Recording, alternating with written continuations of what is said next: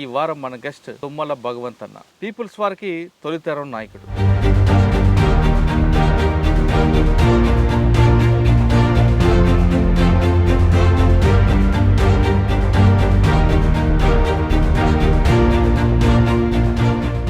పెళ్లి చేసుకుని కాపురం నడుపుతున్న భగవంత్ అన్న తిరిగి ఎందుకు మళ్ళీ దళం వైపు వెళ్ళారు? ఇప్పుడున్న చైతన్యంతో చెప్తున్న మాట ఇది. అయితే సాంస్కృతిక భావాజాలంతో నన్ను బాగా గవర్నమెంట్ ఆఫీసుల వైపు నాది ఏదైనా చిన్న చిన్న పనులు ఉంటాయి కదా, నేను పోతుంటే ఒత్తిడిలు ఎక్కువైనాయి. ఆ ఒత్తిడి అనేటువంటిది ఎట్లుందంటే నాకు జస్ట్ అంతే కారణం. మీరు రెండో దఫా వచ్చినప్పుడు సరెండర్ అయిపోయిన వ్యక్తి లోపలికి వచ్చాడు అని పోలీసులు మరి మీ ఇంటి మీద దాడులు చేయడం, వాళ్ళకి ఇబ్బంది పడడం చేయలేదు? మా అన్నని, మా తమ్ముడిని, మా అమ్మని, సరే ఏదో మీరు చెప్పేది తింటాం కానీ మమ్మల్ని బాధ పెట్టకండి, వాడు వస్తే మేము చెప్తాం అంత కాదంటే వాళ్ళు కాంప్రమైజ్ అయిపోయారు. మీరు అప్పటికే పెళ్లి కోసం బయటకు వచ్చారు, పెళ్లి చేసుకున్నారు. అవును సార్. అక్క ఎన్కౌంటర్ చనిపోయిందా? అవును సార్. అవును. ఎలా జరిగిందన్నారు? ఈ సాంబశివుడు వాళ్ళ ధరం ఒక దాదాపు 20 మంది వరకు ఉన్నారు వాళ్ళు. ఇంకా ఒక రోజు ముందు వాళ్ళకు పోలీసులకు బాగా ఫుల్ ఫైట్ జరిగింది. 40 మంది టీం తోటి వీరోచితంగా పోరాడి డిఫెన్స్ టీమ్గా ఉండి మెయిన్ దళాన్ని మొత్తం కూడా తప్పించడానికి ఉపయోగపడి ఒక రోజు మొత్తం కూడా పోరాడింది. ఆ నీళ్ళ కోసం అని పొయ్యి వస్తున్న క్రమంలో కూడా అయితే పెంజర పాము మీద కాలు పెట్టేశారు. వాళ్ళందరూ కూడా స్నానం చేపిద్దామని పక్కకు తీసుకుపోయి ఇట్లా దించేసి ఇప్పుడు వచ్చి బ్యాచ్ చెట్ల కింద కూర్చున్నారు. చాలామంది రౌండ్ అప్ చేశారు. లేవనికి రాదు, ఊరకనికి రాదు, ఇంకా అట్లా చనిపోయింది సార్.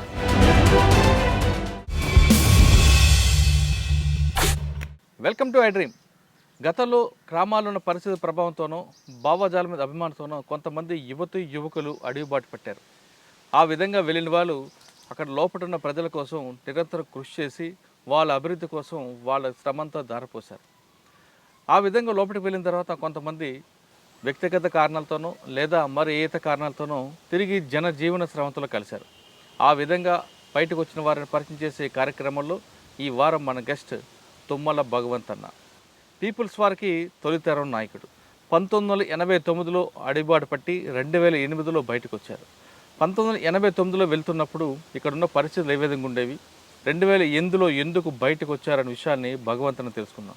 తుమ్మల భగవంత్ అన్న పేరు గల వ్యక్తి పోలీసులకి నిరంతరం టెర్రర్ కొనిపించారు. ఇప్పుడు మనం ఉన్నాం గుండూరు అనే గ్రామంలో. ఆయన కలవకుర్తి దళంలో పనిచేస్తూ కేవలం ఈ దళానికి పరిమితం అయ్యారంటే ఆయనకున్న పట్టు ఏ విధంగా అన్న విషయం చాలా స్పష్టంగా తెలుస్తుంది. భగవంతుని అడిగి 1989లో ముమ్మడి మహబూబ్నగర్ జిల్లాలో పరిస్థితి ఏ విధంగా ఉండేది విషయాన్ని ఆయన అడిగి తెలుసుకున్నాను. అన్న నమస్తే. నమస్తే సార్. తుమ్మల భగవంత్ అన్న సార్. సార్ నన్ను మీకు వేరే ఎలియాస్ ఏం పేర్లు లేవు. ఇక పబ్లిక్ ఆ పార్టీ ప్రచారం చేస్తే తెలియదు, పబ్లిక్ కూడా తెలియదు సార్, వేరే పేరు తెలియదు. భగవంత్ అన్న పేరు పరదేశి నాయుడు వచ్చేప్పుడు ఒకసారి మళ్ళీ బయటకు వచ్చింది. సార్. సార్ తుమ్మల భగవంత్ అన్న 1989లో సార్ ఎందుకు పీపుల్స్ వారికి వెళ్ళారు? మీకు వెళ్ళడానికి కల్పించిన పరిస్థితులు ఎందుకు వచ్చాయి? సార్ అప్పుడున్న పరిస్థితులు ఏమిటంటే చిన్నారెడ్డి ప్రభుత్వం సార్, అప్పుడు కాంగ్రెస్ ప్రభుత్వం, ఆ పార్టీ నిషేధ ప్రభుత్వం పార్టీ కూడా కాదు అప్పుడు. అంటే దానికి ఒక రకమైనటువంటి లీగల్ అవకాశాలను కల్పించింది. ఆ లీగల్ అవకాశాలు మేము ఎటువైపు కొట్టుకుపోయినామో మాకే తెలియకుండా కొట్టుకుపోయినాం సార్, ప్రామిస్ ఇది. ఆ రకంగా ఆ గాలిలో వాళ్ళ ప్రచారము, వాళ్ళ వేవ్ అంతా కూడా మాకు తెలియదు. అప్పటికి 16-17 ఇయర్స్ లోపే నేను ఆ రకంగా ఆలోచించింది. అయితే అంతకంటే ముందు సిపిఐ భావజాలం మీకు సార్, సిపిఎం భావజాలం, రెండు హాస్టల్ విద్యార్థిగా నేను వాళ్ళు వచ్చి అదే ఫుడ్ కోసం, హాస్టల్ ఫుడ్ కోసం అని అదని ఇదని చెప్పేటోళ్ళు. ఎవరన్నా మీది? ఇదే ఊరు సార్, ఇదే గుండూరు. Yes sir. అమ్మా నాన్న ఏం చేసేవారు అప్పట్లో? వ్యవసాయం సార్, సన్నకారు రైతులు సార్ వాళ్ళు, వ్యవసాయం. ఇక ఆ ప్రభావంలో ఉండి ఇది ఎర్రజెండా పార్టీ అని మోసపోయినాం. అయితే లీగల్ అవకాశాలు మాత్రం ఆ పార్టీకి ఇచ్చినటువంటి ప్రభుత్వం చేసిన పొరపాటు ద్వారా మేము రాంగ్ రూట్ వెళ్ళిపోవడానికి తోడైంది సార్. కరెక్ట్ ఇది, అది నా ఉద్దేశంలో. అయితే ఇప్పుడు వచ్చిన ఆలోచన అది. అప్పుడు ఆ ప్రభుత్వం ఇట్లా చేసింది, వీళ్ళు ఇట్లా దాన్ని ఇట్లా ఓన్ చేసుకుంటారని మాత్రం నాకు తెలియదు. కానీ ఆ అపరిపక్వత ఏజ్, ఆ ఏజ్లో నేను ఆ రకంగా వాళ్ళ సంస్కృతికో లేకపోతే వాళ్ళ కార్యాచరణకో లోబడో ఆ పాటలకో కొట్టుకోపోయినట్టు. 1989లో. 89 కరెక్ట్. సార్ మీరు కరెక్ట్ నా మెమొరీ కరెక్ట్ చెప్తారు మీరు. Okay okay. 89 వెళ్ళారన్న. Yes sir. ఫస్ట్ మీకు ఎవరు బాధ్యులు? లోపలికి వెళ్ళాక మీకు పార్టీ ఏ బాధ్యత ఇచ్చింది? సార్ ఫస్ట్ బాధ్యత గోపాల్ రెడ్డి అలియాస్ శ్రీనన్న ఇక్కడ. ఆయనది బాల్నగర్ విలేజ్, లోకల్ విలేజ్. ఇక ఆయనే ఇక్కడ లోకల్ ఆర్గనైజర్. ఆయన వచ్చి ఆ 90 పీరియడ్లో 89, 90 పీరియడ్లో వచ్చి ఇక్కడంతా లీగల్గా వాళ్ళు బహిరంగ మీటింగులు పెట్టేటోళ్ళు. అదే ప్రపంచం అనుకున్నాం మేము. అయితే ఇది ఒక సీక్రెట్ పార్టీ, దీని వెనుక ఇంత పెద్ద ప్రభావం ఉంటుందని మాత్రం నాకు తెలియదు ఆ రోజు. ఓ ఊరంతా ఎగబడి మీటింగ్ చూసేవాళ్ళం మేమంతా. ఆ మీటింగులలో వాళ్ళ మాటలు ఎంతో గొప్పగా కనపడేది. అప్పటికి ఏంటంటే ఒక రివల్యూషన్ స్థాయిలో మాట్లాడినటువంటి గ్రామాలు కావు, పెత్తందారుల కిందనో. అయితే వాళ్ళ వ్యక్తిగత పనుల రీత్యా కావచ్చు, ఓరియంటేషన్, అదే వ్యక్తిగత ఓరియంటేషన్లో భాగంగా వాళ్ళు ఊర్లో ఆధిపత్యం వల్ల ఉండేది కొంచెం అభ్యుదయ వాదులే అనుకో, ఒక రకంగా అభ్యుదయ వాదులే. అంటే వాళ్ళకు పనివ్వడంలో ఉన్నంత థ్రిల్ వాళ్ళకు ఒకటి ఉంది. ఇంట్లో పెద్దగా భూస్వాములు ఎవరు లేరు ఇక్కడ. పెద్ద ఈ ఊరిలో ఒక 50 ఎకరాలకు మించినటువంటి వాళ్ళు ఎవరు లేరు ఈ ఊళ్ళో. అంటే గవర్నమెంట్ ప్రకారం 60 ఎకరాలు దాటిన వాళ్ళకి మాత్రమే సీలింగ్ చేయాలని గవర్నమెంట్ తీసుకున్న నిర్ణయం. ఆ వినోబా భావే యొక్క విషయాలలో వచ్చినటువంటి వేవ్స్ అనుకో. అయితే ఆ విప్లవాలు కూడా మాకు తెలియవు అప్పుడు. ఆ సిపిఎం సిపిఐకి వెళ్ళా కొంచెం ఇట్లా తెలుసు. వీళ్ళు వచ్చి ఇక అనేక రకాలైనటువంటి విషయాలు చెప్పేసరికి మేము నిజంగా అది ఇది బ్యాలెన్స్ చేసుకోలేక కొట్టుకుపోయినాం ఇటువైపు. నిజం సార్ ఇది. గోపాల్ రెడ్డి గారితో వెళ్ళారు. ఎస్, గోపాల్ రెడ్డి శ్రీనన్న ఆయన పేరు ఇక్కడ. ఎక్కడికి వెళ్ళారు పార్టీలోకి? ఇదే సార్ లోకల్ నుండి ఆర్గనైజ్ చేయడమా? అంతే సార్. అప్పుడు సారా వ్యతిరేక పోరాటం అని ఊర్లలో క్యాంపెయిన్కు మమ్మల్ని, అయితే ఈ స్టూడెంట్ అదే 10th, 5th నుంచి 10th వరకు ఇట్లా సగం చదివి వచ్చినటువంటి వాళ్ళు తొందరగా అట్రాక్ట్ అయ్యారు అనుకో యూత్. అందులో భాగంగా నేను ఒక 10th క్లాస్ చదివినటువంటి ఫెయిల్యూర్ 10th సార్. ఆ టైంలో ఆ వైపుకు డైవర్షన్ అయ్యి కొట్టుకుపోవడం జరిగింది. అయితే హాస్టల్లో వీళ్ళ యొక్క ప్రభావం ఉన్నది కొంచెం, సిపిఐది సిపిఎంది. ఆ సిపిఐ వాళ్ళు ఏం చేశారంటే హాస్టల్లో చదువుతుంటే ఊరి భూభాగవతాన్ని ఒకటి నాటకం వేసేస్తారు వాళ్ళు. ఆ నాటకంలో నేను ఒక భాగస్వామిని. ఆ తెలియకుండా వాళ్ళు ఎంట పోయి వాళ్ళు నాటకాలు వేస్తారు. భూస్వామి నాటకం అని ఒకటి నాటకం వేయించేది. ఆ నాటకంలో ఏదో పెత్తందారుల యొక్క ఆధిపత్యాన్ని చెప్పేటోళ్ళు, పూర్ పబ్లిక్ యొక్క కార్యాచరణ చెప్పేటోళ్ళు. అట్టి విషయాలు నాకు అనుకోకుండానే నాటకపోయినది, నాకు తెలియకుండానే. నేను ఏదో దాన్ని స్టడీ చేయాలనే లక్ష్యంతో పోయింది కూడా కాదు. వాస్తవంగా కలవకుర్తిలోనే చదువుకున్నా. అది జూనియర్ కాలేజీ, అంటే ఇంటర్మీడియట్ అందులోనే, 10th వరకు కూడా అందులోనే, 8th నుంచి 10th వరకు అందులోనే, 10th నుంచి ఇంటర్మీడియట్ అదే కాలేజీలో. రెండు ఒకటే పుట్టబడి టోటల్గా. ఆ ఎన్సీసీలో పోవాలనేది ఒక ఆప్షన్ ఉన్నది అప్పుడు. అయితే నేను సన్నగా బక్కగా ఉండి ఏంటికి ఉపయోగం లే విధంగా ఉండేటోని. అయితే ఆ చదువుకునేటప్పుడు కొంచెం మిలిటరీ యాక్టివిటీ పట్ల కొంచెం ఆకర్షితున్నైనా. అయితే ఆ కాలేజీ గ్రౌండ్లో రౌండ్ చేసేది రోజువారీగా. హై జంప్, లాంగ్ జంప్ చేసేది. అది ఎందుకోసం అంటే ఎన్సీసీ కోసం. అయితే అది ఫెయిల్ అయింది. అందులో నన్ను అది చేసుకోలేదు. అంటే నాకు అందులో ఏంటంటే ఇది అప్పుడు 10th క్లాస్ వాళ్ళు, ఇంటర్మీడియట్ కూడా దాదాపు చెప్పాలంటే 20 years అబవ్ ఉన్న వాళ్ళు ఉండ్రి ఆ టైంలో. ఇప్పుడు లేరు ఆ స్థాయిలో, కానీ అప్పుడు ఉన్నారు అట్లాంటి వాళ్ళు. అక్కడ నేను పోలేకపోయినా, దాన్ని క్యాచ్ చేయలేకపోయినా. ఇక గ్రామీణ ప్రాంతానికి వచ్చేసరికి ఇది ఒక అట్రాక్షన్తో కూడుకున్నటువంటి ఆప్షన్ నాకు దొరికింది. అటువైపుకు ఇంకా అది మైండ్లో పనిచేసిందో తెలియదు. ఈ సిపిఐ సిపిఎం భావజాలం పనిచేసిందో తెలియదు. సిపిఎం భావజాలంలో ఈ ఊరు లీడర్లే కొంతమంది. అలాంటి కార్యకలాపాలకు కొంచెం రైతు కూలి సంఘంలో పెట్టిన నన్ను ఈ ఊర్లోనే. ఫస్ట్ రైతు కూలి సంఘం అని అందరూ 50 years అబవ్ ఏజ్ ఉన్నటువంటి వాళ్ళ మధ్యలో 16 years అబ్బాయిని రైతు కూలి సంఘంలో సిపిఎం వాళ్ళు పెట్టారు. అది మీరే? నేను. అయితే అది ప్రభావం కూడా ఉంది. ఆ రైతు కూలి సంఘం వాళ్ళందరినీ కూడా ఇక్కడ అచ్చంపేట దగ్గర బొమ్మరిపల్లి అని ఉంటుంది, అక్కడ మధు అని అందులో రాష్ట్ర మెంబరు, వాళ్ళ రాష్ట్ర కమిటీ మెంబరు, ఆయన సపరేట్గా రైతు కూలి సంఘాలకు అందరికీ మీటింగ్ పెట్టి ఒక 2-3 రోజులు ఒక సబ్జెక్టు విధంగా చెప్పారు. దాంట్లో నేను మినిట్స్ రాసిన. ఏది ఆ యొక్క ఆయన చెప్పినటువంటివన్నీ కూడా ఆ మీట్స్ చూసిండు ఈ ఊరి లీడరు నేను రాసింది నువ్వు ఇంత క్యాచ్ చేయగలిగినావు అంటే నువ్వు మంచి లీడర్ అవుతావు అని కొంచెం ఎంకరేజ్ చేసింది ఎర్ర జెండా పార్టీ వైపు. అది కూడా ప్రభావం పడ్డది. ఇన్ని ప్రభావాల మధ్యలో పార్టీలోకి వెళ్ళారు. Yes sir. అయితే ఆ రకంగా ఈ ఇల్లీగల్ అవకాశాలు రావడం కూడా చాలా ప్రభావం వేసింది. ఆ సంబంధం ఎప్పుడు నేను సిపిఐ పార్టీలో ఎట్లా పాల్గొన్నాను, సిపిఎం పార్టీలో ఎట్లా పాల్గొన్నాను, ఇప్పుడు నక్సల్స్ మీటింగ్లలో కూడా అట్లే పాల్గొనడం జరిగింది. ఈ ఊర్లోకి వచ్చి మీటింగ్ పెట్టేప్పుడల్లా ఉరికేది వాళ్ళ మీటింగ్లకు. దీని వెనుక ఒక రకమైనటువంటి ఒత్తిడి ఉంటుంది అనేటువంటిది మాత్రం ఊహించినటువంటి సందర్భంలో కొట్టుకుపోయేది. అయితే ఆ ప్రభుత్వం తీసుకున్నటువంటి చర్య. ఓకే అన్న, ఆ టైంలో ఊర్లోకి ఎవరెవరు వచ్చారు మా నక్సల్స్? పెద్ద పెద్ద వాళ్ళు, కొండపల్లి సీతారామ ఇలాంటి వాళ్ళు ఎవరో కూడా వాళ్ళు ఇంతవరకు నేను కల్లారా చూడలే. ఎవరు వచ్చేవారు అప్పుడు పాటలు పాడడానికి? దానికి ఈయననే గోపాల్ రెడ్డి, అదే సీనన్న. ఇంకా శ్రీనన్న, అశోక్ అని ఒక ఆయన, ఈ లోకల్ ఆయన ఈశ్వరయ్య అని ఒక ఆయన. వీళ్ళు ముగ్గురు ఫస్ట్. మీరు కూడా పాటలు పాడతారట కదా? పాటలు ఇప్పుడు నూరు పెగలదు సార్, ఇప్పుడు అయిపోయింది. దాని యొక్క యావరేజ్ అయిపోయింది. యావరేజ్. సరే, పార్టీలోకి వచ్చారు 1989, 90లో వచ్చారు. 91లో సార్, వాస్తవంగా 91లో వచ్చారు. అయితే వాళ్ళు అనుకున్న సంఘాలలో పని చేపించేటోళ్ళు.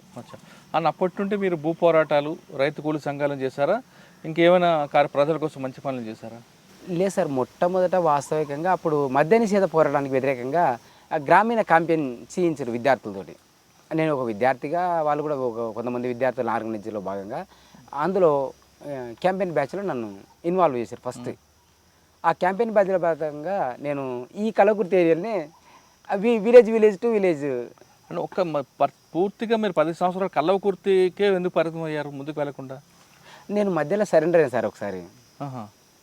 ఎప్పుడు? 97లో సరెండర్ అయినా. ఎలా, ఎక్కడ?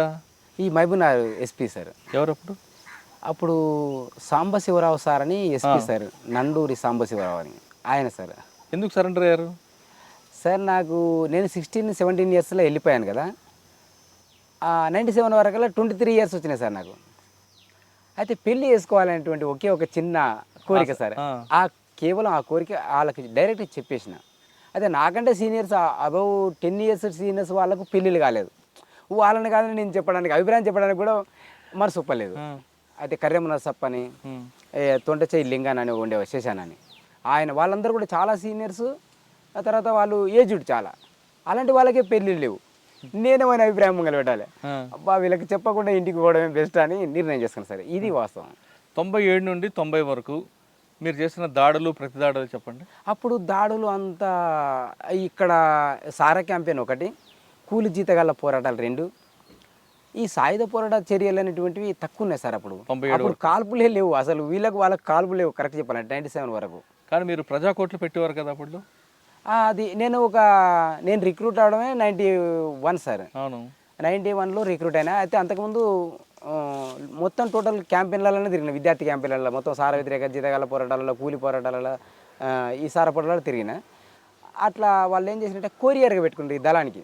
జస్ట్ వాళ్ళకి కలగుతు నుంచి వాళ్ళ చిన్న చిన్న అవసరాలు తీసుకురావడానికి కొరియర్గా పెట్టుకొని వాళ్ళు ఈ దళం టు అవతల దళానికి ఏదన్నా అందించేటటువంటి అంశాలకు కొరియర్గా పెట్టుకున్నారు ఒక సంవత్సరం అట్లా.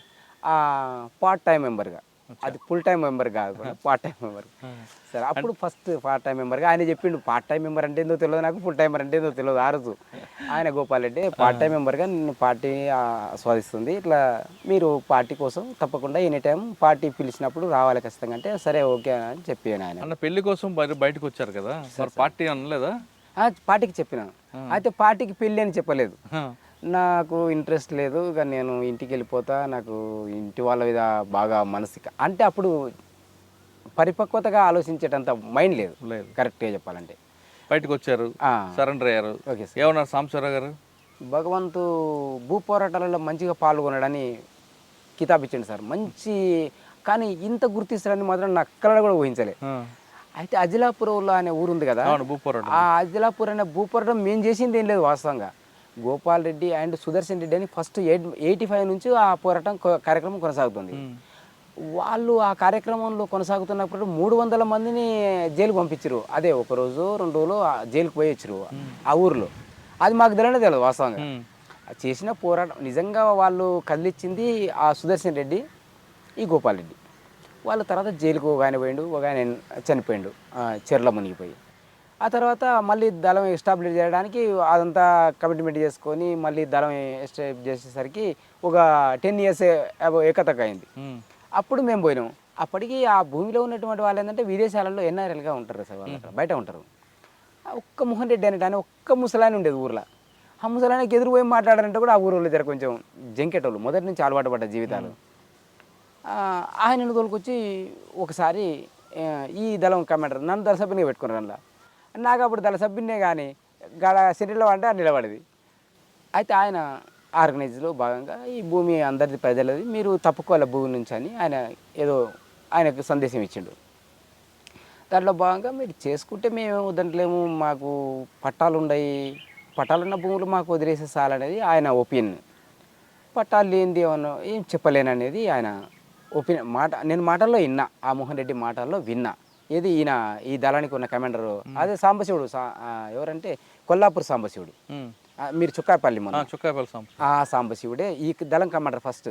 అదే గోపాలరెడ్డి తర్వాత ఆయన చనిపోయిన తర్వాత రామన్ వచ్చిండు వీడికి. కలగుర్తి 4 సంవత్సరాలు 5 సంవత్సరాలు వేసింది కలగుర్తి కమాండర్గా. ఆయనే మొదట వచ్చి అక్కడ కార్యక్రమాన్ని నిర్వహించింది. అయితే ఆయన చెప్పిండు, మాకు పట్టాలున్న భూములు కూడా మీరు లాగేసుకుంటారా అనే విధంగా ఆయన కొంచెం ఆయన సొల్యూషన్ ఆయన ఇచ్చిండు. మీరందరు కూడా ఈ భూమిలోకి వెళ్ళిపోండి, ఏం కాదని చెప్పేసి ఈయన ఇతో చెప్పిండు ఆ పబ్లిక్. అక్కడ వాళ్ళు అప్పటికే అలవాటు పడ్డోళ్ళు ఆ భూమి కోసం. కాబట్టి ఎప్పుడు పార్టీ వస్తుందో, ఎప్పుడు వెళ్ళిపోవాలో, అందులో దొరబడాలో అనే విధంగా వాళ్ళు ఉన్నారు. అంతే, కొంచెం కోఆపరేటివ్లో భాగంగా పోయి భూములు దున్నుకున్నారు, వాళ్ళే పంచుకున్నారు, వాళ్ళే అంతా వాళ్ళే ప్రతినిధులు, వాళ్ళే యజమానులు, వాళ్ళే. ఆ రకంగా వాళ్ళు నిర్వహించిన దాంట్లో భాగంగా పార్టీ అనే పక్షాన మేము తోడైనట్టు.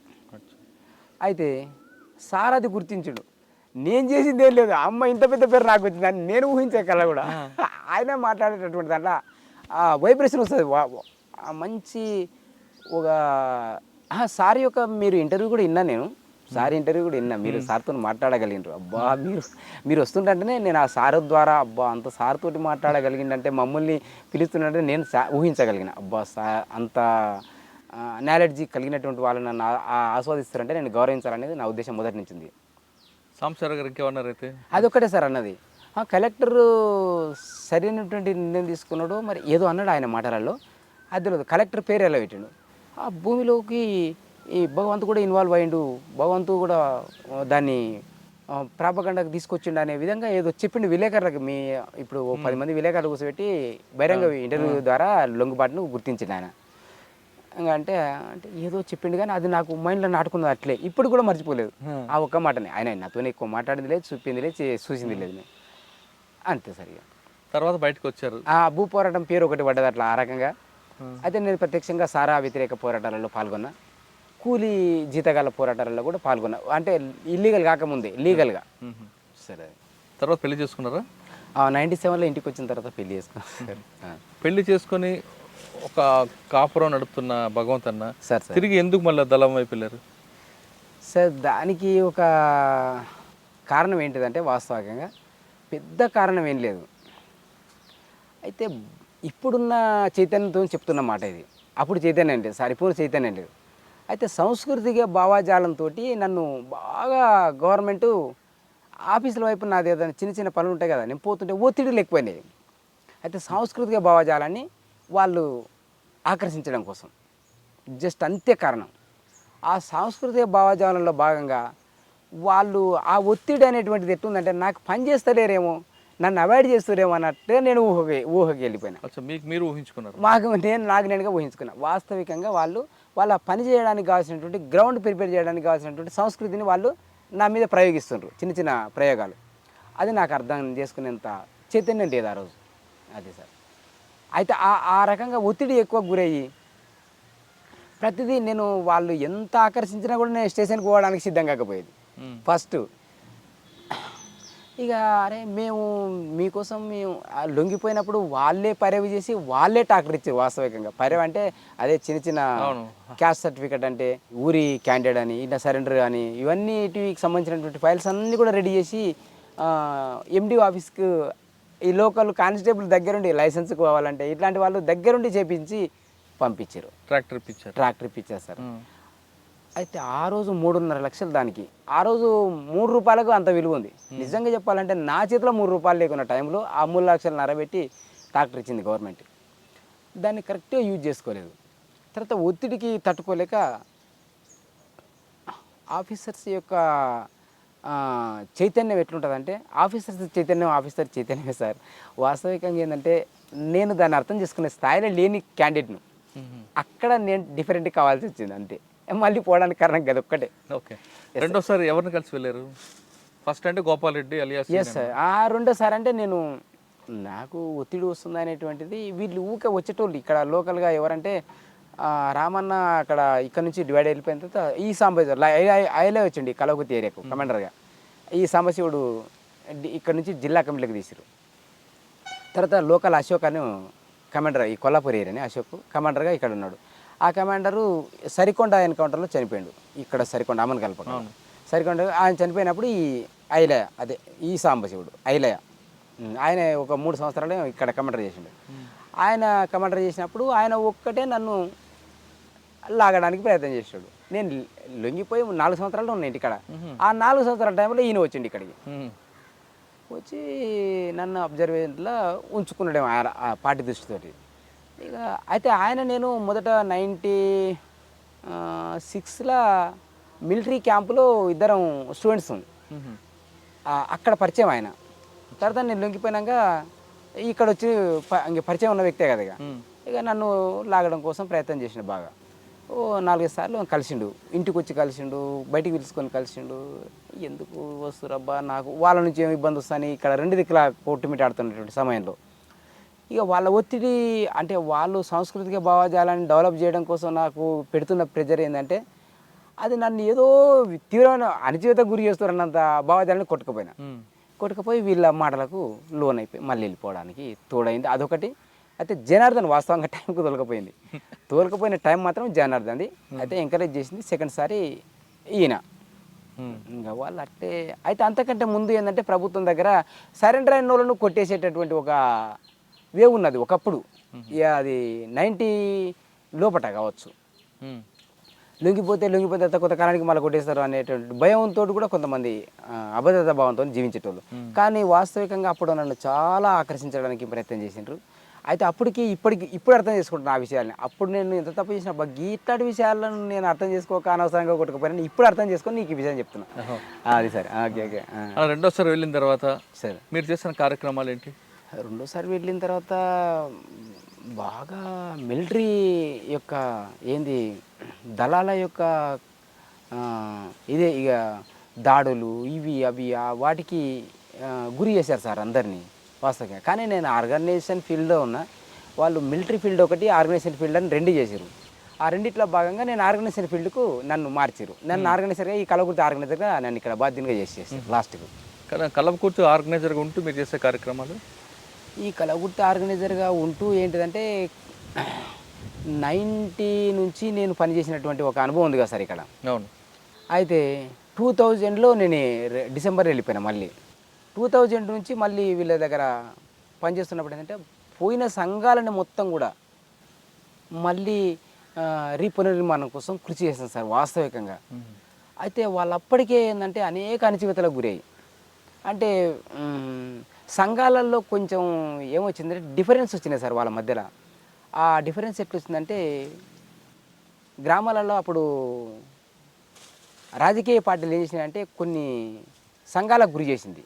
అదే ఏది మహాలక్ష్మి గ్రూపులని, అదే బడి చైర్మన్లు, బడి యొక్క బాడీ అని, విద్యా కమిటీ చైర్మన్, ఆ విద్యా కమిటీ ఇట్లాంటి కమిటీలకు గురి చేసారు వాళ్ళందరినీ. అయితే ఆ సంఘాలు మర్చిపోయారు, ఈ సంఘాలలో బలి పడిపోయారు. అప్పుడు వచ్చి నేను వీళ్ళని టచ్ చేస్తే వీళ్ళు పార్టీల మధ్యలో కొట్లాడడం నాకు వైరుధ్యాలతో వస్తున్నారు నా దగ్గరికి.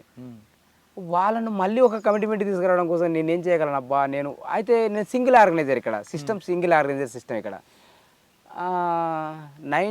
2000 లోపలనే ఇక్కడ మిలిటరీ యాంగిల్ ప్రకారంగా సెక్షన్ కమాండర్గా తిరిగేది. ఇక్కడ ఒక సెక్షన్ 7 మందితో తిరిగేది దళం. అది తీసేసి ఇక్కడ నుంచి ఎత్తేసి ఒక సింగిల్ ఆర్గనైజర్ ఒక సింగిల్ దళ సభ్యులతో ఇక్కడ తిరిగేది.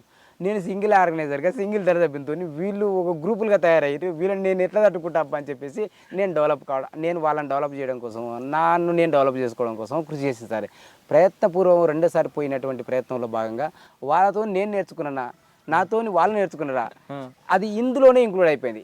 ఇది పెద్ద సమస్యలుగా మారలే పార్టీకి.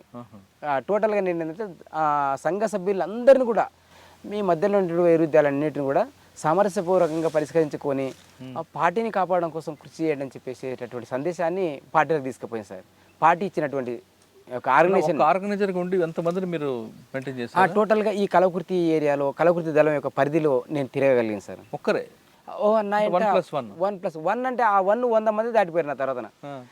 ఎంత వెళ్ళిపోయారంటే ఒక వారంలో ఇక్కడ ఏంటంటే మొబైల్స్ ఎక్కువ సార్, వాళ్ళ పోలీస్ పార్టీలు ఎక్కువ. ఇక్కడ ఏంటంటే రోడ్డు సౌకర్యాలు, ఇవన్నీ సెల్ ఫోన్ సౌకర్యాలు, ఊరి ఒత్తిడి కూడా వాళ్ళకు అంటే మా దగ్గర రావాలి సార్ అని ఇప్పుడు వాళ్ళు ప్రెజర్ చేసినప్పుడు వాళ్ళు కూడా రాక తప్పదు. అయితే ఒకటి వాళ్ళు అట్లా వచ్చిరని కూడా ఏమనుకోను, మా వైపు మమ్మల్ని వెంటాడాలని కూడా వాళ్ళకు ఉంటుంది. అయితే ఆ సందర్భంగా ఏంటంటే మొబైల్ పార్టీలు ఎక్కువ, ఎప్పుడు కనబడుతుంటే పక్కపొట్టు పోయేసారి ఇక దాటిపోయేది. ఎందుకోసం అంటే వాళ్ళ ప్రయత్నాలు వాళ్ళు, ఇక మేము ఎట్లా తప్పించుకోవాలనే ప్రయత్నం మేము. అయితే ఈ మొబైల్ అయితే అడవిలో ఉన్నటువంటి వాళ్ళని ఇక్కడ తోలేటోళ్ళు, నాకు వాళ్ళకు స్టోరేజ్ ఉంటారు కదా సార్ వాళ్ళ దగ్గర. ఈ సాంబశివుడే అక్కడ ఇప్పుడు జిల్లా కార్యదర్శి, జిల్లా మెంబర్గా ఉండి ఇక్కడ బాధ్యుడు కూడా ఈ లోకల్ కమాండర్ చేసిన తర్వాత అప్పర్ ప్లాట్ ఈ కలవకుర్తి 2 దళాలని ఒకే రెండు దళాల సెక్రటరీగా చూసేటోడు. ఓకే. ఆ జిల్లా సెక్రటరీ కాకుండా ఏరియా సెక్రటరీ అక్కడ ఉన్న అడిషనల్ ఫోర్స్ని పంపిస్తే వాళ్ళు వారం రోజులు కూడా 10 రోజులు కూడా పోతే మళ్ళీ ఒక్కరిని చేసి వెళ్ళిపోయేటోళ్ళు. ఎప్పుడు ఒక్కరిని అయ్యేటోని. ఎందుకు ఉండేవారు కాదు? అదే సార్, ఈ పోలీసుల యొక్క మొబైల్ పార్టీలు అన్నిటిని కూడా ఎప్పుడు ఆ తిండి తెచ్చుకోవాలంటే కూడా ఒక పెద్ద ఇబ్బందిగా ఉండేది. వీళ్ళ మధ్యలో నిజంగా ఇంట్లో పిల్లలు ఎలుకలు ఎట్లా తిరుగుతాయని ఒక సామెత మేము చెప్పుకునేది సంఘాలలో. అలాంటి పద్ధతిలో తిరిగేటోళ్ళం సార్ ఇట్లా. అయితే ఇది వాస్తవికంగా సంఘాలలో ముందు ఆ పార్టీ ప్రభావం ఉన్నప్పుడు పనిచేసినటువంటి వాళ్ళందరినీ కూడా ఏంటంటే మళ్ళీ సంఘటితం చేయడం కోసం, వాళ్ళని సంఘాలలో బలోపేతం చేయడం కోసం, ఆ పాత సంఘాల యొక్క ప్రభావాన్ని ఆ సంఘాల ద్వారా వచ్చి సాధించినటువంటి విజయాల్ని తెలియజెప్పుకుంటూ వాళ్ళ కోసం నేను కొంతకాలం పనిచేసిన. అంటే రెండో దఫా వచ్చినప్పుడు? Yes sir. ఫస్ట్ నేను ఓన్ క్యాంపెయిన్గా ఇట్లా వర్కౌట్ చేసిన. అప్పటికి నేను సభ్యుడిని, నేను ఓన్లీ చెప్తే చేసిన. మీరు రెండో దఫా వచ్చినప్పుడు సార్ సరెండర్ అయిపోయిన వ్యక్తి లోపలికి వచ్చి మళ్ళీ బయటికి వెళ్ళే లోపలికి వచ్చాడు అని పోలీసులు మరి మీ ఇంటి మీద దాడులు చేయడం, వాళ్ళకి ఇబ్బంది పడడం చేయలేదా?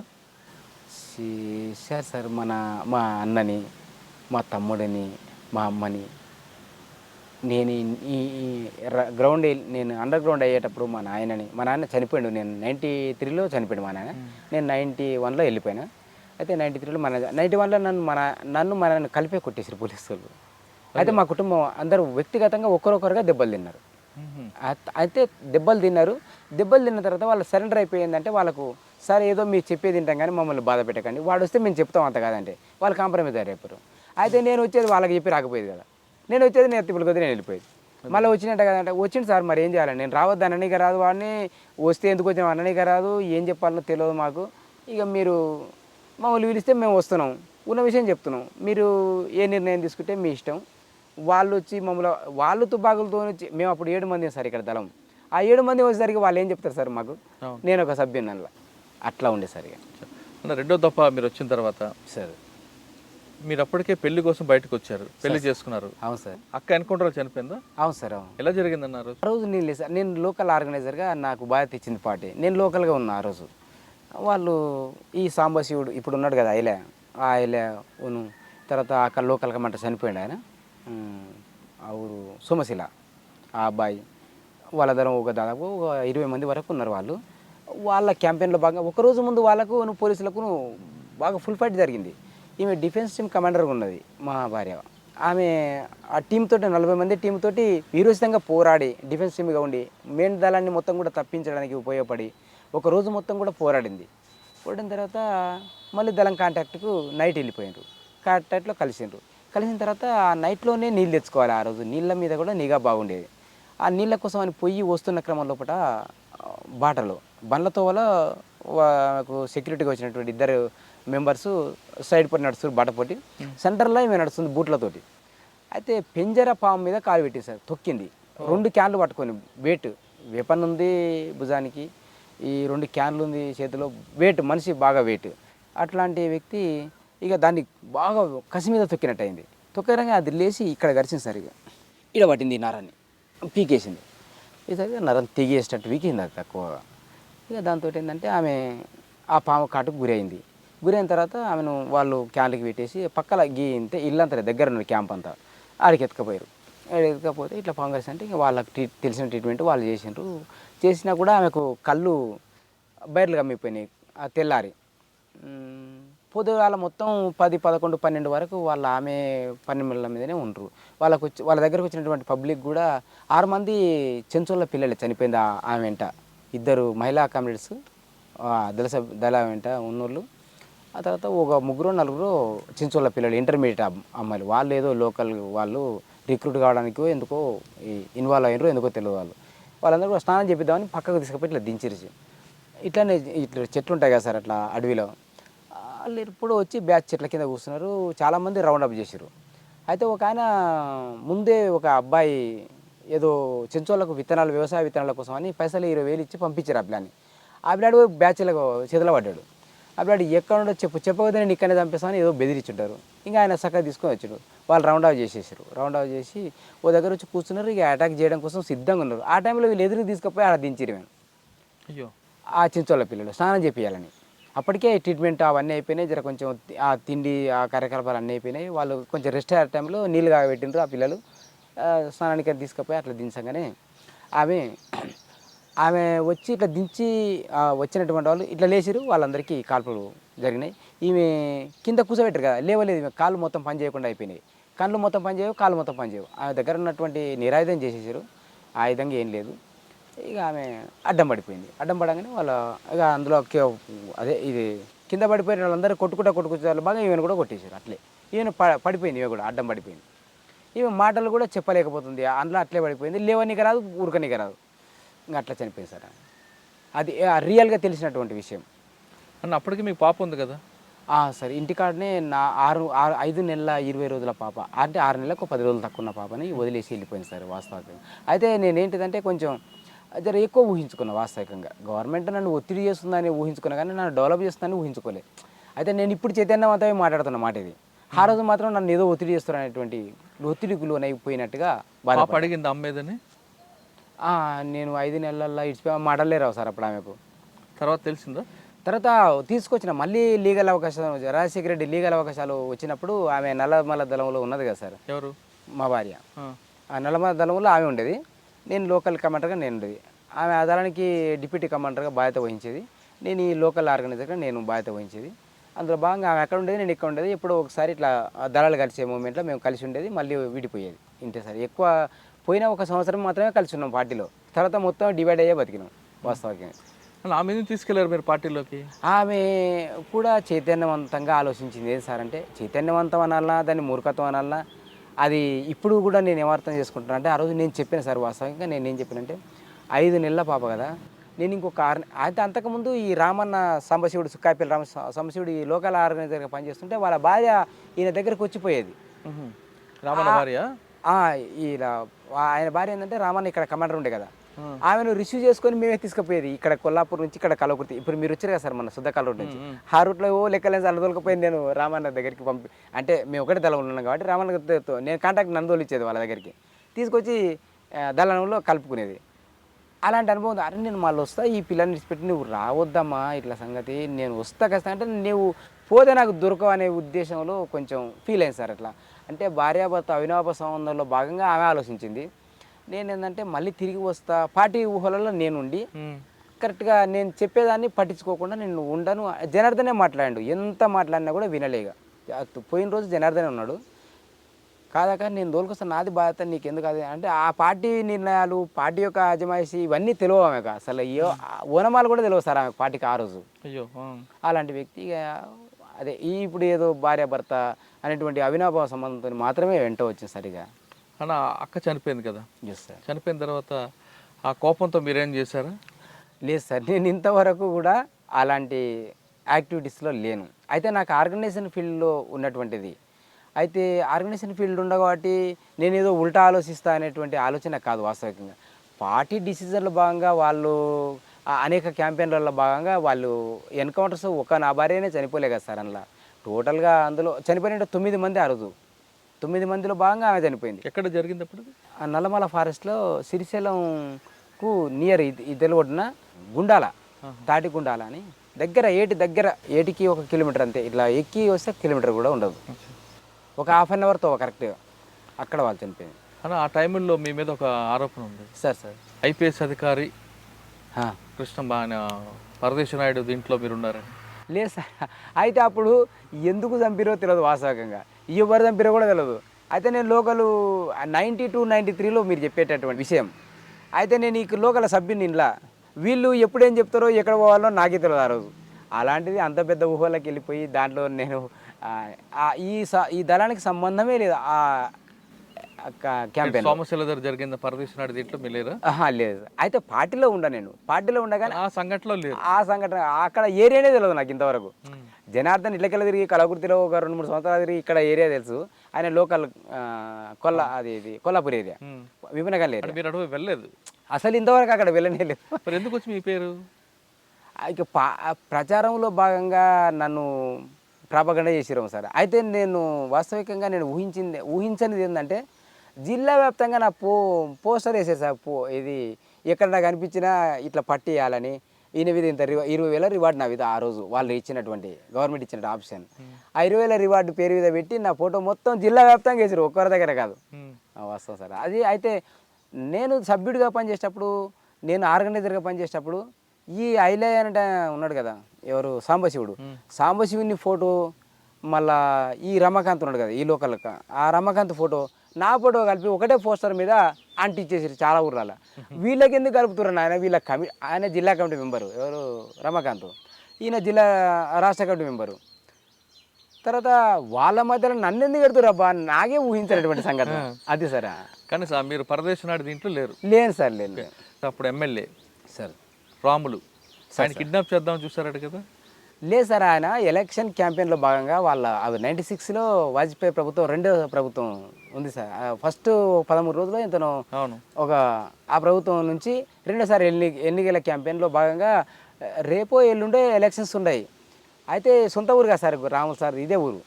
ఇంకా అంటే ఏమి ఇచ్చి మాకే వస్తే ఆయన.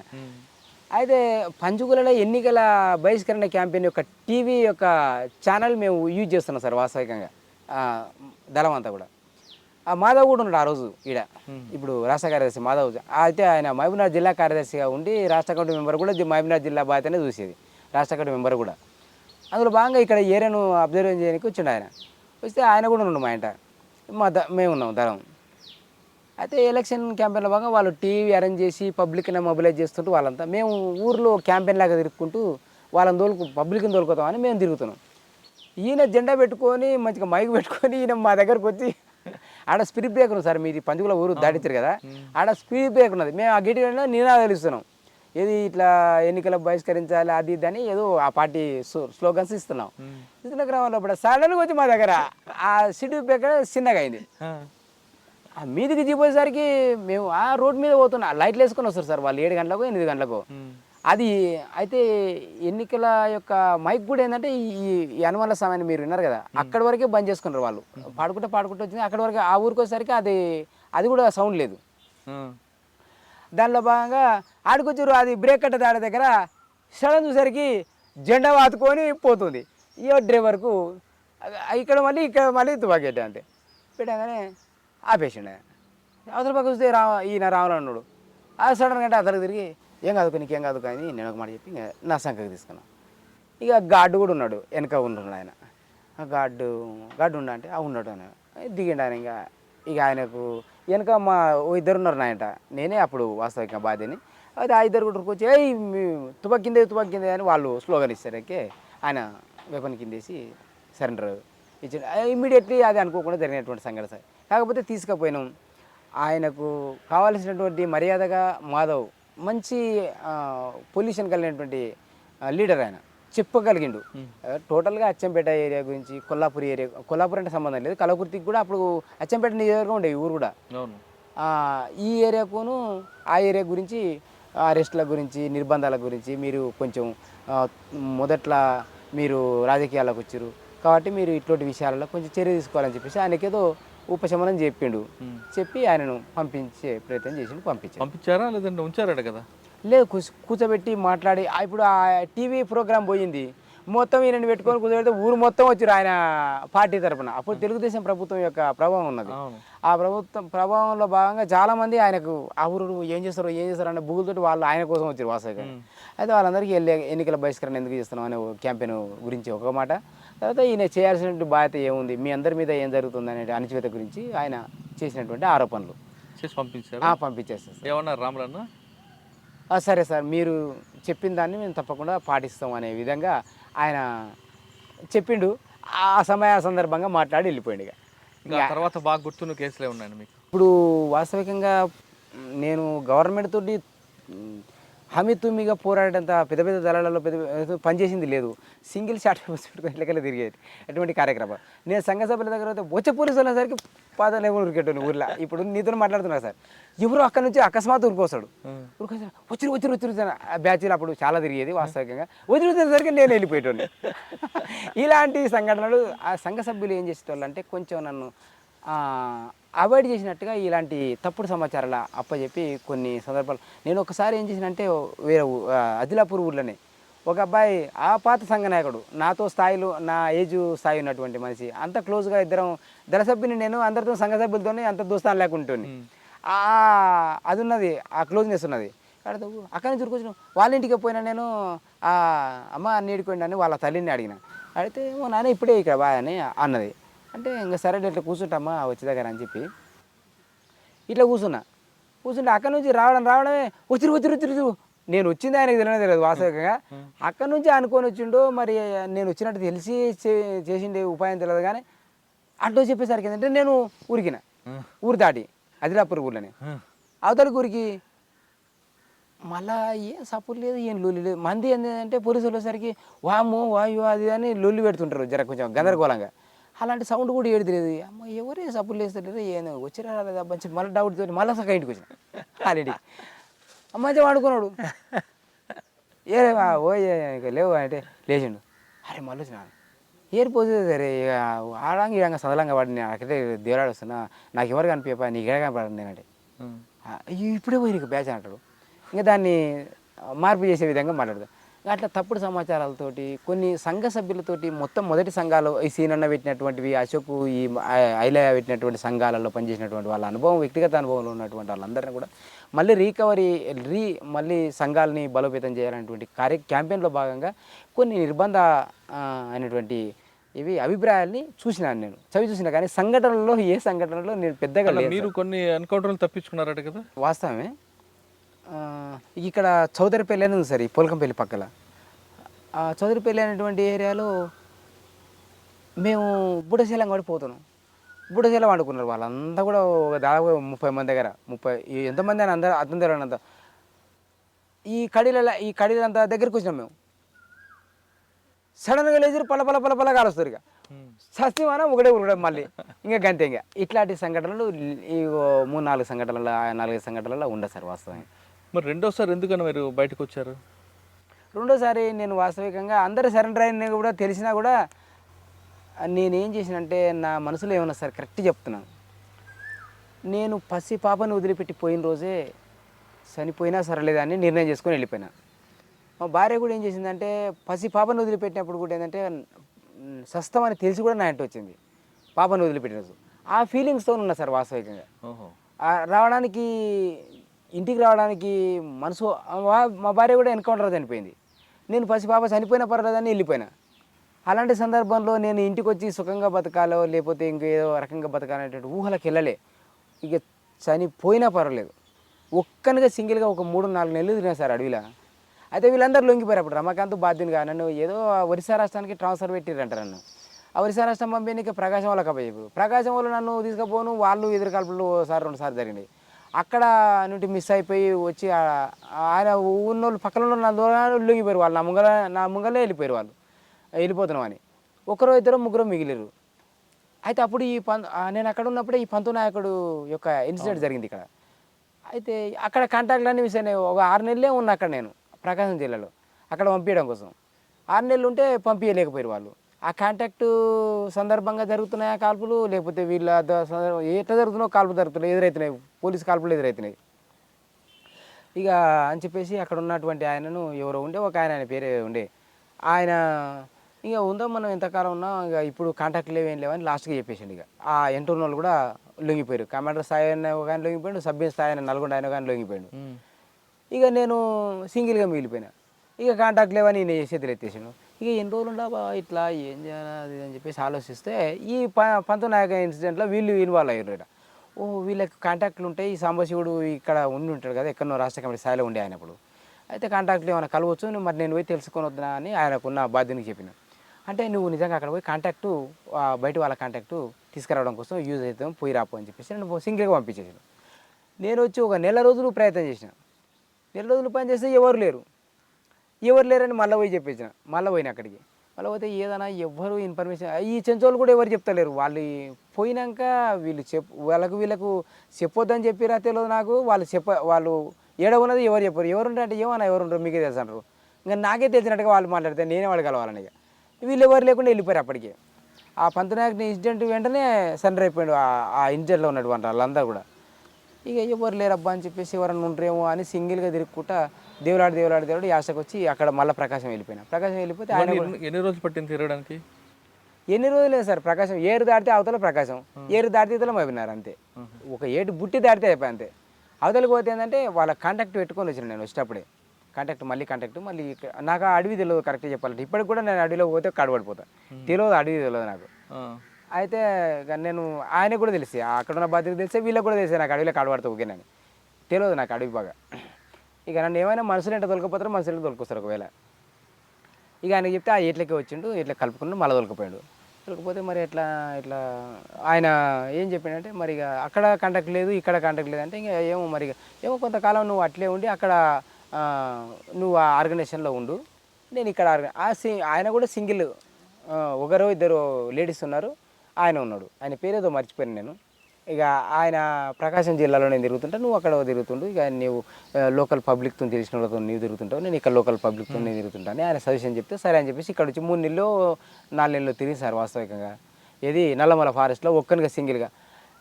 గుడిసెల కాడిపోతే అలా మీరుంటే వాళ్ళు వస్తారు కాల్పులు చేస్తే, మీకోసం కాల్పులు చేస్తారు, మా పిల్లలతో సహా మేము చనిపోతామని వాళ్ళు ఆడ ఉండనియరు. ఒక్కరినే పోవాలి, అడవిలో ఉండాలి చెట్ల కింద. పగలంటే ఉంటా, నైట్ కూడా ఒక్కరినే ఉండాలి, నైట్ కూడా రానియరు వాళ్ళు. అన్నం అయితే పెడతాం కానీ పక్కకు ఉండాలి ఎక్కడో దగ్గర. ఇంకా అట్లా ఒక 3 నెలలు ఉన్నా సరే. అయితే నేను రాకపోవడానికి కారణం ఏంటంటే మా భార్య చనిపోవడం ఒకటి, మా బిడ్డ చనిపోయినా సరే నేను అని వదిలేసి వెళ్ళిపోయినా కదా.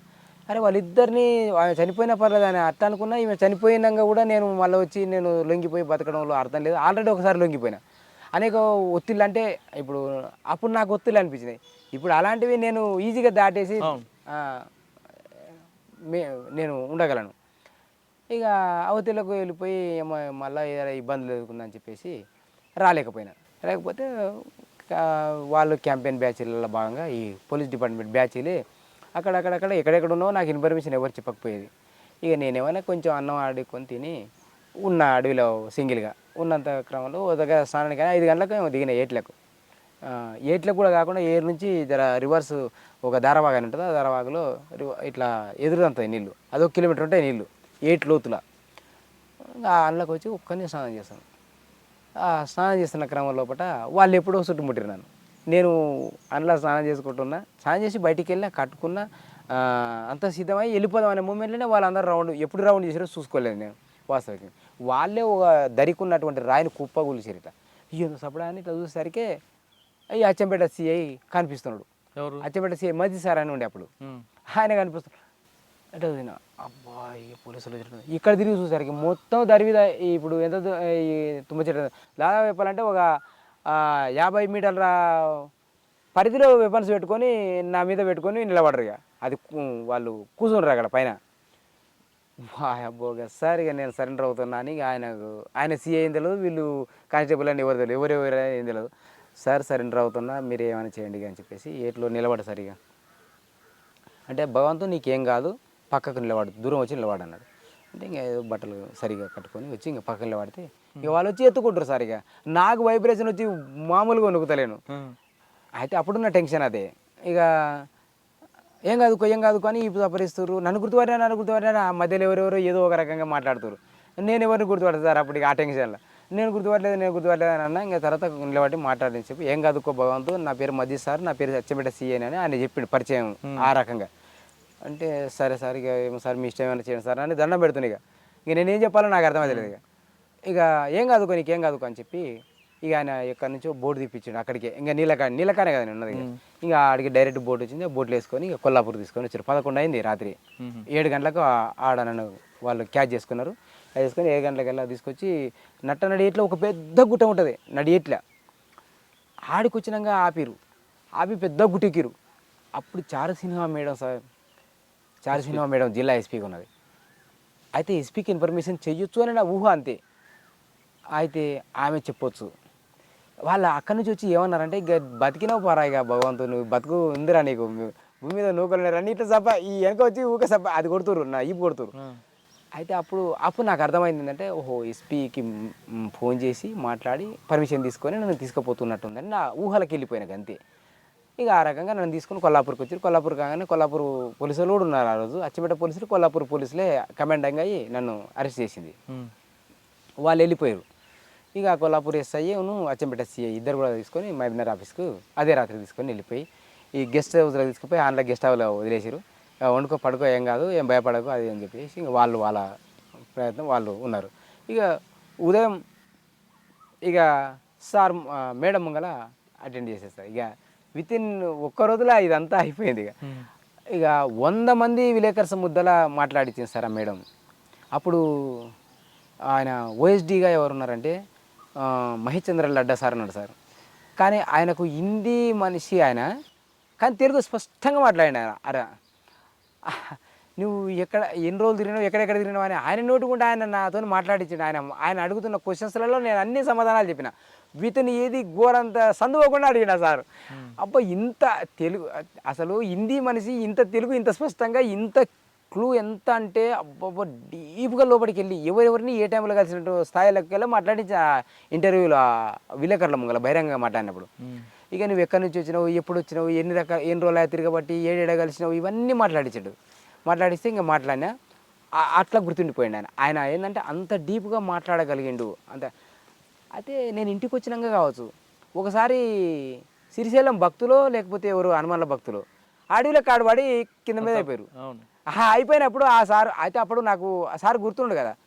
అయితే ఆయన భక్తుల కోసం హెలికాప్టర్ తీసుకొచ్చిండ 2 తీసుకొచ్చి అదొక పేరు, మంచి పేరు మాత్రం నా మైండ్లో అట్టే నాటకపోయింది. ఇక తర్వాత జైలుకి వెళ్ళారు అప్పుడు? అవును సార్, అరెస్ట్ చేసి ఇక నన్ను ఎస్పీ మంగళ సరెండర్ చేసి. ఎన్ని నెలలు ఉన్నారు జైల్లో? జైల్లో 3 years ఉన్నా సార్. 3 సంవత్సరాలు. జైలు నుంచి బయటకు వచ్చాక ఇక ఊర్లోకి వచ్చి వ్యవసాయం చేసుకుంటాం. పాప కలిసింది అప్పుడు? వచ్చింది సార్. అమ్మమ్మ ఇంటి పంజగుల్నే వాళ్ళ అమ్మమ్మ ఊరు. ఇక వాళ్ళు సన్నవీళ్ళు అప్పుడు తీసుకుపోయి వాళ్ళు సాధిండ్రు. 5 ఏళ్ళు 6 ఏళ్ళు గుర్తుపట్టింది మీకు అప్పటికి. అయితే వాళ్ళందరూ కూడా ఏంటంటే ఇన్స్పైర్ చేశారు. మీ నాయన అనుకో, మీ నాయన వచ్చి అప్పుడు నేను మాట్లాడపోయి సార్ మనతోటి ఊళ్ళో సింగిల్గా ఒక్క పిల్లతోనూ మాట్లాడపోయేది. ఎందుకు మాట్లాడపోయేది అంటే ఇక్కడిదక్కడ అక్కడిక్కడ మాట్లాడి లేనిపోని గలాటలు పంచాలకు తీసుకొస్తారు. పోలీసులకు ఏదో ఇన్ఫర్మేషన్ అంతది అనవసరంగా నాతోటి ఇతరుల మీద. ఎన్ని సంవత్సరాలు చూసారు పాప అప్పటికి? నేను అదే ఈ రాజశేఖర రెడ్డి లీగల్ అవకాశాలు అప్పుడు నేను లోకల్ ఆర్గనైజర్ కదా సార్. లోకల్ నేను ఎప్పుడు చూసేటోని, మాయా మాత్రమే లీగల్ అవకాశాలు. అప్పుడు విడిపోయిన తర్వాత ఎప్పుడు చూసారు? ఎన్ని సంవత్సరాలు చూసారు? విడిపోయిన తర్వాత నేను దాదాపుగా లోకల్ ఆర్గనైజర్గానే వర్క్ చేశాను. లోకల్గా నేను ఎప్పుడు వాళ్ళ ఇంటికి కూడా పోయే సార్. వాళ్ళ ఇంటికి కూడా నేను పాపం చూసి తర్వాత వచ్చింది మీ దగ్గరికి. అయితే నేను అని ఊహ తెలియదు ఆమెకు. వాళ్ళే అందరూ దగ్గర జైలు నుంచి వచ్చిన తర్వాత ఆమెను 6 ఏళ్ళు ఏముంటాయి ఆమెకు. వాళ్ళ కుటుంబీకులు మీ నాయన వచ్చాడు పో మీ నాయన దానికో ఏముంది నీకు అది అని వాళ్ళ అమ్మమ్మ గారు వాళ్ళందరూ కూడా ఏంటంటే. అయితే నిజంగా ఆమె ఒక్కతే వచ్చింది ఇడికి. 7 సంవత్సరాలు ఉండొచ్చు. పో మేకల కాడకు అన్నారంట. నేను ఓన్ మేకల కాడ నీవు అన్నదంట. వాళ్ళకి మేకలు ఉంటాయి, నేను ఎందుకు పోతా మేకల మరి మీ నాయన దానికో అన్నారంట. గుండ్రు అని అందరూ చెప్పారు. మా అమ్మ కూడా అప్పుడప్పుడు తోలుకొచ్చుకునేది ఇడికి. గుండ్రు మీ నాయనమ్మ దానికనవో మీ నాయన దానికనవో అని వాళ్ళు ఎంకరేజ్ చేస్తే 7 సంవత్సరాలకే వచ్చేసింది నడిచి ఆమె. వచ్చింది సరే వస్తే ఇక అప్పటి నుంచి ఇంక పోనీయాలి ఇక్కడే ఉంచుకున్నాను. ఇక ఓకే సార్, చివరిగా చెప్పండి, పాపను తీసుకొచ్చారు, ఏం చేస్తుంది పాప ఇప్పుడు? చదివించాను సార్. ఆమెను ఇంట్రెస్ట్గా చదివించి ఆమెను ఈడ 10th క్లాస్ వరకు ఉంది గుంటూరులో, ఈడ చదివించిన. ఇంటర్మీడియట్ మహబూబ్నగర్ తీసుకుపోయి సార్ జస్ట్ కొంచెం ఆమెకు మైండ్ డెవలప్ కావాలని. నా స్థాయికి తగ్గట్టుగా అది అట్లా ఏంటంటే నేను ఊహలోకి వెళ్తా కదా జర పెద్దగా ఆ రకంగా ఆమె మహబూబ్నగర్ తీసుకుపోయి ఇంటర్మీడియట్ చేసిన ఆ నుంచి బెంగళూరు తీసుకుపోయినా ఏది డిగ్రీ ఇంగ్లీష్ మీడియంలకు ఆమె ఇంగ్లీష్ లేకపోతే కొంచెం ఏంటంటే ఇబ్బందుల పాలైపోతుంది అని చెప్పేసి ఇంటర్ను 10th వరకేమో తెలుగు మీడియం తర్వాత ఆల్రెడీ కొంచెం ఇంగ్లీష్ మీడియం కొంచెం ఆమెకు టచ్ ఉంటుంది కదా ఆ బెంగళూరు తీసుకుపోయి డిగ్రీలో కాలేజీలో జాయిన్ చేసి ఇంగ్లీష్ మీడియంలో జాయిన్ చేసిన గవర్నమెంటే మొత్తం టోటల్గా గవర్నమెంట్ కాలేజీలోనే ఇక అక్కడ డిగ్రీ అయిపోగొట్టుకున్నది కాకపోతే కరోనా టైం వచ్చింది ఆమె డిగ్రీలో చేసిన సంవత్సరం తర్వాత కరోనా వచ్చింది ఆ ఫస్ట్ కరోనా అప్పుడే ఊరికి వచ్చింది ఆడ సెలవులు ఇచ్చారు ఒక సంవత్సరం పాటు సరిగా నడవలేదు వీటికి వచ్చినప్పుడు ఆమె నేను ఈడ 10th క్లాస్ చదువుతున్నప్పుడే ఎవరినో ప్రేమించిందంట నేను కందుకూరుకు ఒకసారి నాకు ట్రాక్టర్ ఇచ్చారు సార్ అప్పుడు సాంబశివరావు సార్ ఉన్నప్పుడు ఒక ట్రాక్టర్ ఇచ్చారు గవర్నమెంట్ చెప్పారు.